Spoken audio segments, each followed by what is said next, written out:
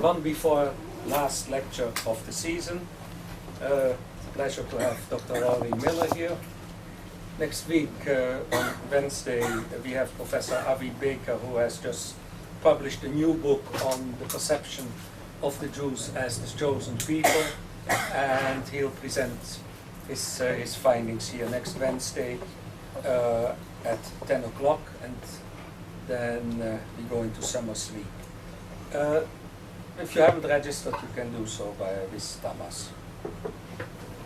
Ireland is really a country which for Jews has in the course of time had many interests, really for a variety of disparate reasons. One was of course the Irish struggle for independence, the other was that we had a chief rabbi who was before the rabbi, the chief rabbi of Ireland. His son was the president of Israel. So these were all kinds of let's say, incidents which interest us on the Jews and the Irish were for a long time among the main supporters in the United States of the Democratic Party. So you meet them in all places, but we've never looked systematically in it, and it's, I must say, from my experience, very, very difficult to find, besides Rory, anybody who can intelligently explain Irish-Israeli relations, which, by the way, we have an interview with him, which you can pick up here, which we have published, I think, a year ago, Rory? No, 2 years ago, time passes. So you can pick here, we have here copies on Irish attitudes toward Israel, in which Rory says the very famous sentence that if you were to throw a sack of flour over the Irish parliament, it's unlikely that anybody pro-Israeli would become white.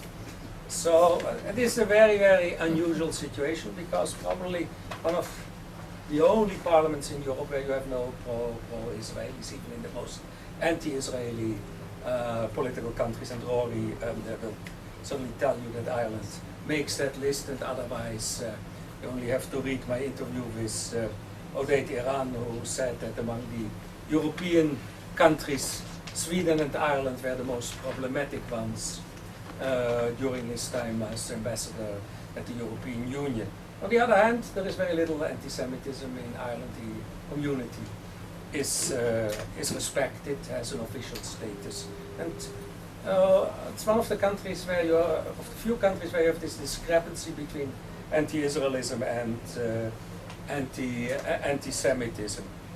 Dr. Rory Miller was born in Dublin in 1971. He has a BA in history from Trinity College in Dublin, an MA in war studies, a Ph.D. in Mediterranean study from King's College at the University of London, where he also is a senior lecturer. He's published 2 books, Divided Against Anti-Zionist Opposition to a Jewish State in Palestine, 1945 and 1948, and Ireland and the Palestine Question.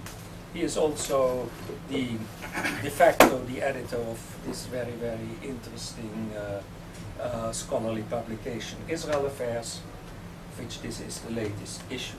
So, I'm glad to have him finally, after a couple of years discussing it, to have him finally here, and he'll speak on the Jews of Ireland, present and past. Thank you. Thank you, Manfred, and thank you all for being here today. I'm going to forego the microphone, because I think I've never had any problem in the past in being heard, but if you cannot hear me at the back, let me know. Now, Manfred gave a very comprehensive, though short, summary of most of the views and the issues that I have addressed over the last 4 or 5 or 6 years, since I've been really dealing with this in a systematic way. Now, of course, there are 2 different issues. One is Ireland-Israeli relations, and one is the Jews of Ireland as a vibrant or not so vibrant social and cultural and ethnic and religious group. And I'm going to focus on that primarily today. Now, just about 6 or 7 weeks ago, Dublin City Council organised a walking tour of Little Jerusalem. And Little Jerusalem was that part of central Dublin that historically had been home to the Jewish community. And in line with similar events, the organisers expected about 40, 50, 60 people to turn up. And in the end, between 200 and 250 people turned up in the rain to get a guided historical tour of the historic part of Dublin that was associated with the Jews. And I just read this a few weeks ago when I was thinking about this talk, and I think that it clearly shows, the popularity of this event clearly shows that as a subject of cultural curiosity and historical study, the Irish Jewish community is vibrant right now. Again, in the last 18 months, 2 books have been published in Ireland dealing with the Jewish community that have been hugely well received. One published by Princeton University Press by an Irish economics professor called Jewish Ireland in the Age of Joyce, a socio-economic history, has gained widespread critical applause. And I would venture, having reviewed it myself, that it's probably one of the best books written on any Jewish community anywhere in the world by an economist. It really is a superb book. And again, on a lighter note, a late member of the Irish Jewish community published a portrait of the life by the Liffey, Jewish Dublin, which is a photographic history of the Jewish community that ironically was a bestseller in Ireland last Christmas. So that's the historic community and interest in the historic community at the present time. But what of the present community? What is going to happen to it going forward? In a period of life in Ireland that has seen massive change across society, economically, socially, culturally, in terms of the religious and ethnic makeup of the community. And I'm going to try and first give an outline, a brief and somewhat superficial outline of the history, which is fascinating, and the contemporary situation, which is actually quite worrying. Now, for those of you who do not know, and I never know how many people are extremely up and aware of the historic roots of the Irish community, just very briefly, the first Jews in Ireland arrived from Spain and Portugal in the early 16th century. By the mid-17th century, you have the first synagogue. By the early 18th century, you have the first Jewish cemetery. And by the early 18th century, the Jewish community of Dublin was the only significant Jewish community of any note or merit in the British Isles except for London. But over the next 100 years, as Dublin went from the second city of the British Empire and became far less relevant to the British Empire, the Irish Jewish community also fell significantly. Now, just to give you some practical numerical examples of this, the Irish census started recording the religion of Irish citizens in 1861. And in 1871, there were 189 Jews in Dublin. In 1881, there were about 350 Jews in Dublin and about 60 Jews in Belfast. A very small and very insignificant community. But the ancestors of the current community, the existing Jewish population of Ireland, are not traced back to this group. They're traced back to Lithuanian Jews who began arriving in Ireland from about the late 1870s onwards, in Dublin, in Belfast, in Cork. And what you see, the first impact of this new migration is a sudden and dramatic rise in population. From about 350 Jews in Dublin in 1881, there are 1,500 in 1891, there are 3,000 by 1901. Now, in the Irish context, this is significant, but in absolute terms of Jewish population, this is numerically insignificant. It's estimated that only about 0.15% of all Jewish immigrants or emigrants from Eastern Europe between the 1880s and 1915 settled in Ireland. So 0.15% of the Jewish exodus from Eastern Europe came to Ireland. And on the eve of World War I, you have 3,000 Jews in Ireland, about 8,000 or 10,000 Jews in Liverpool, about 30,000 Jews in Manchester, and 180,000 Jews in London. So, a marginal, small community. And this explains primarily why, at that time, and for many, many years onward, the only real awareness that most people in the world have of Irish Jews was through James Joyce's character Leopold Bloom in Ulysses. And I could tell you many stories. I was invited to speak at a prestigious American university a few years ago. And when I got there, and it had nothing to do with Irish Jews, when I got there, the chairman of the talk had his copy of Ulysses with him. And before I was allowed to speak, he read a passage from it, and he interrupted me twice in my talk to read passages from it. And then when I concluded, he spent about 10 minutes reading more passages for it. So I was happy to see that Manfred didn't have a copy here today. Or else I'd have nothing else to say. But the point is, this association with Leopold Bloom in the consciousness, particularly American consciousness, and particularly in American intellectual consciousness, is probably the only awareness for most people, most of the time, of Irish Jewry. Now, of course, the irony is that Bloom, who was the baptized son of a Hungarian Jewish father and Irish Protestant mother, had absolutely nothing to do with what was representative of Ireland in that period in time, and certainly nothing to do with what was representative of Irish Jews in that period of time. Because he had little in common with the Lithuanian Jewish community of Ireland that was conservative, that was traditional in terms of religious upbringing, in terms of daily life, and in terms of religious practice. And that could be argued as true then, and it's true now. So who were these new immigrants? Okay. Well, they were very much the same in terms of general description of the immigrants from the Russian Empire who left between the 1880s and the early 1900s. They came from the northern part of the Russian Empire, which is primarily Lithuania today. And what is interesting, they settled overwhelmingly in urban areas at a time that Ireland was not very urban. By 1914, 9 out of 10 Irish Jews either lived in Dublin or Belfast. In the 1911 national census, 94% of Jewish men in Dublin and 83% of Jewish women in Dublin all were born within 50 kilometers of each other in Lithuania. So a very compact, a very homogeneous group of people. Now, they had very close ties with their co-religionists across the British Isles and in South Africa. To give you one example, at the time of the Boer War, the end of the 19th century, about 300 Jewish families from South Africa came to stay with their relatives in Ireland until the war was over.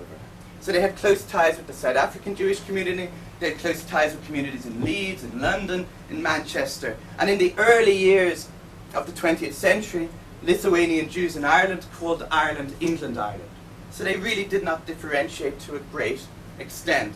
But there were a number of significant differences that influenced the development of the community. The first was Irish Jews from the very beginning had much better living conditions than their co-religionists in places like the East End of London, the Leylands area of Leeds. From the very beginning, I'm not talking about the post-Second World War period, but from 1900 onwards, a far lower percentage of Jewish women worked outside the home in Ireland than they did in any other British community or on mainland Britain. And the community was less strictly segregated from its non-Jewish neighbours than most of the comparable communities on the British mainland. But what is interesting and what is the biggest difference, and this is something I've been researching over the last year, is that almost immediately arriving in Ireland, this new wave of Lithuanian immigrants overwhelmed the pre-existing Jewish community.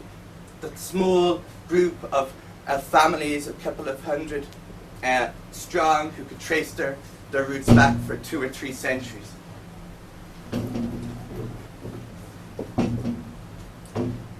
And what this new